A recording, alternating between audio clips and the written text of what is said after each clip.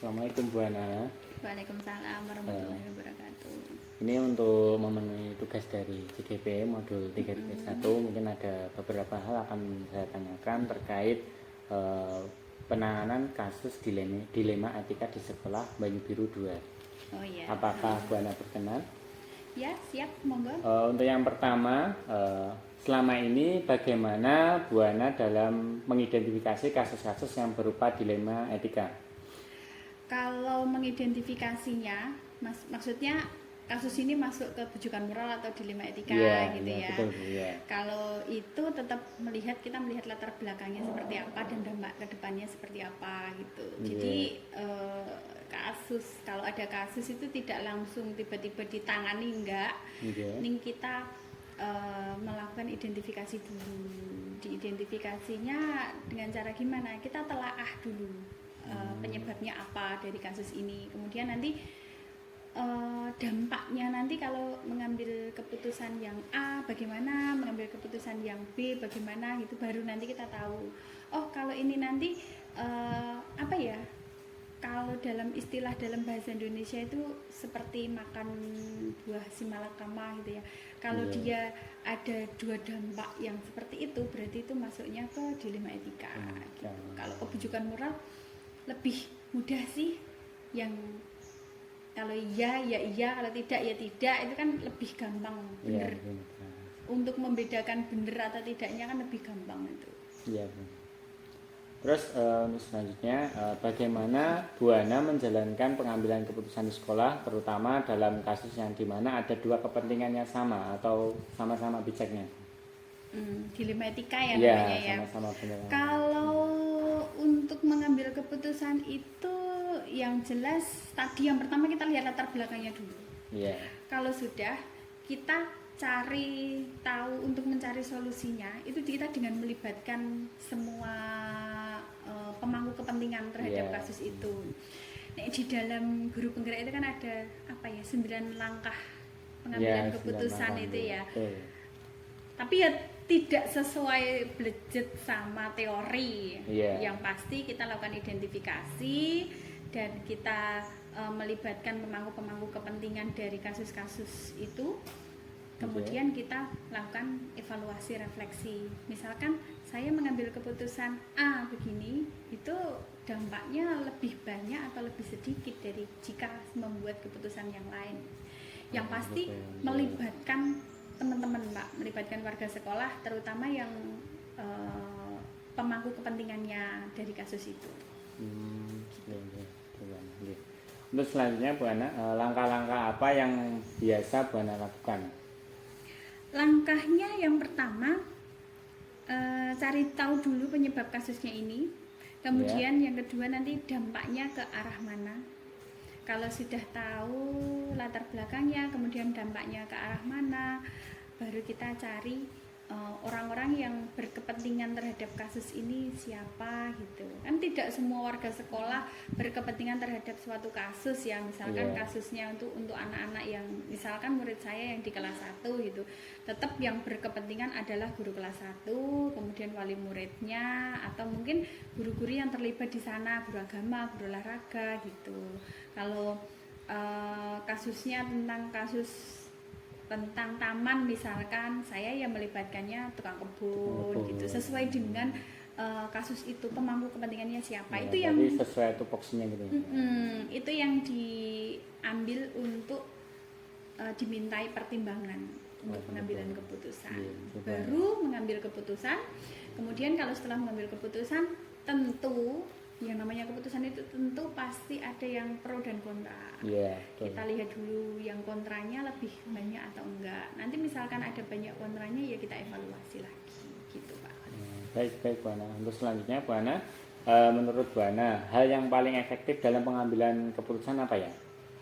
Yang paling efektif kita langsung minta pertimbangan sama pemangku kepentingannya. Paling efektif itu. Kita nggak bisa mengambil keputusan sendiri, tetap kita harus melibatkan orang lain. Yang paling efektif melibatkan pemangku tadi. Terus untuk selanjutnya Bu Ana, hal-hal apa saja yang menjadi tantangan dalam pengambilan keputusan selama ini? Tantangan Kalau tantangannya apa ya? Takutnya gini, untuk tentang pro dan kontranya. Misalkan saya mengambil keputusan begini gitu, itu nanti lebih banyak yang pro atau lebih banyak yang kontra. Itu tantangannya di situ, pertimbangan, karena semua warga sekolah punya isi kepala masing-masing. Nah, untuk menyatukan isi kepala yang sama itu kan nggak gampangnya di situ. Ya tantangan terbesar itu, kalau saya mengambil keputusan A mungkin pihak 1, 2, 3 mungkin setuju, tapi pihak 4, 5, 6 mungkin tidak setuju, dan sebaliknya kalau saya mengambil keputusan B bisa jadi yang pihak 1, 2, 3 yang tidak setuju, yang 4, 5, 6 yang setuju, begitu, dan sebaliknya. Baik. Nah, terus untuk selanjutnya Bu Ana, apakah Bu Ana memiliki jadwal tertentu dalam penyelesaian kasus dilema etika? Kalau jadwal tertentu tidak. Yang jadi langsung fleksibel gitu. Yang pasti masalah itu jangan ditunda-tunda. Seperti harus ini segera ditangani. Harus segera ditangani sebelum basi. Enggak sih, tapi kalau misalkan dibiarkan gitu saja, maka kasus itu akan malah lari kemana-mana, tidak akan segera selesai. Jadi nggak perlu jadwal. Kita kepala sekolah itu harus siap sedia, ibaratnya 24 jam lah kerjanya gitu. Bisa dikatakan seperti itu. Baik Bu Ana, berarti secara fleksibel gitu ya Bu ya. Sesuai dengan kasusnya itu. Oke, siap. Untuk selanjutnya Bu Ana, adakah faktor yang selama ini untuk Bu Ana dalam mempermudah pengambilan keputusan? Kalau faktor-faktornya. Kalau faktor untuk pengambilan keputusan sebenarnya nggak ada sih Pak. Hanya yang penting kita mengambil keputusan itu ya yang pasti harus yang melibatkan tadi. Melibatkan orang lain, melibatkan pemangku kepentingan, dan hasil keputusannya itu bisa diusahakan untuk berpihak pada kepentingannya murid. Jadi bukan kalau faktor yang paling mendukung, kalau saya mengambil keputusan yang jelas bukan untuk kepentingan saya, tapi untuk kepentingan bersama, untuk kepentingan orang lain, kan beda kan. Kalau misalkan pertimbangannya adalah diri sendiri, itu pasti nanti kontranya jauh lebih banyak.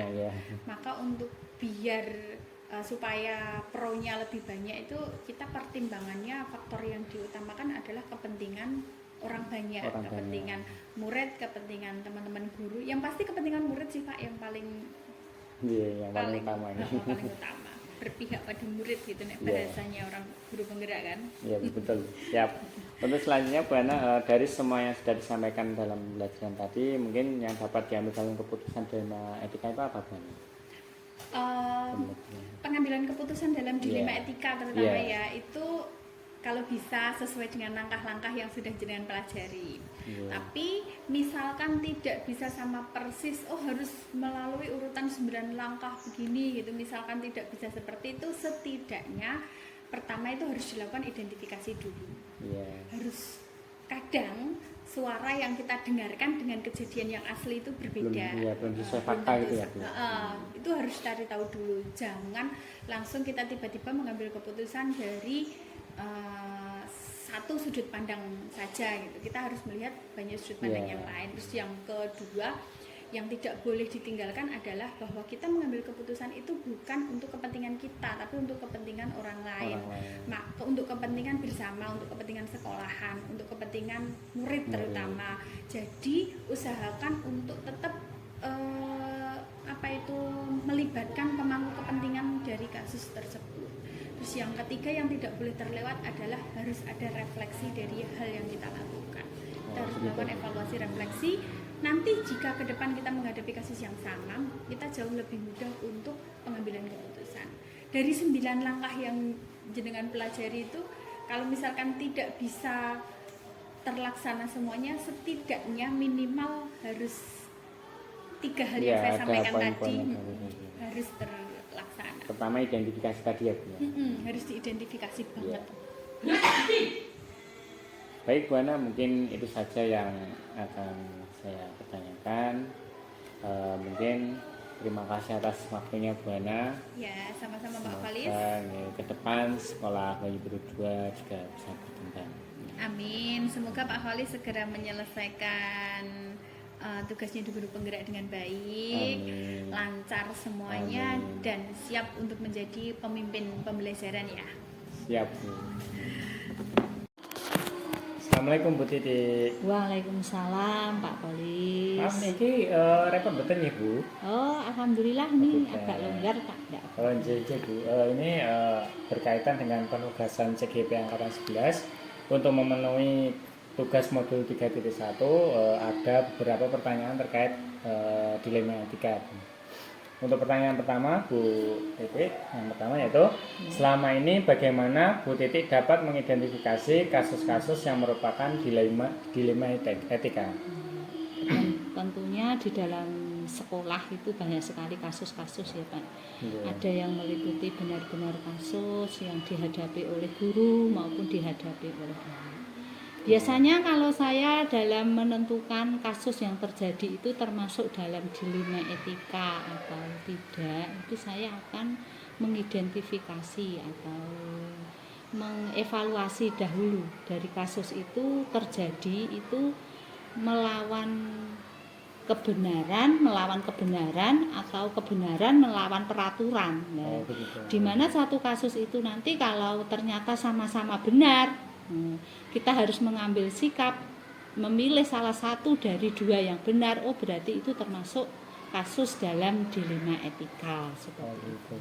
Jadi intinya ya saya mengidentifikasi dahulu. Baik Bu Titik, untuk pertanyaan selanjutnya, bagaimana Bu Titik menjalankan pengambilan keputusan sekolah terutama dalam kasus yang dimana ada dua kepentingan yang sama atau kepentingan yang sama-sama benar atau bijak, bagaimana? Biasanya dalam mengatasi kasus-kasus seperti itu saya komunikasikan melalui diskusi ataupun musyawarah. Biasanya saya itu memanggil guru ataupun murid yang mengalami masalah tersebut untuk menjelaskan keadaannya seperti itu. Jadi dengan musyawarah, dengan berdiskusi, maka akan menemukan suatu solusi yang bisa diterapkan untuk mengatasi kasus yang termasuk dilema etika itu. Jadi nanti ada langkah penyelesaiannya itu bisa langsung didapatkan tanpa merugikan salah satu pihak. Karena di awal sudah ada diskusi atau musyawarah seperti itu. Baik Bu Titik, untuk selanjutnya langkah-langkah apa yang biasa Bu Titik lakukan dalam penanganan? Biasanya langkah pertama ya saya mengidentifikasi. Ada laporan, ada kasus yang harus diselesaikan. Langkah yang pertama saya mengidentifikasi jenis kasusnya itu apa. Kemudian saya bersama Bapak Ibu guru ya semua yang berkaitan atau terlibat dalam pengambilan kebijakan itu mungkin saya akan membicarakan, memusyawarahkan. Setelah mengidentifikasi maka akan kami diskusikan. Biasanya kami diskusikan dalam volume rapat atau bagaimana keputusan yang sebaiknya diambil itu apa. Seperti itu biasanya langkah-langkah saya yang pertama ya bermusyawarah dulu, membicarakan dengan rekan sejawat. Oh begitu Bu. Terus menurut Bu Titik, hal yang paling efektif dalam pengambilan keputusan apa nggih?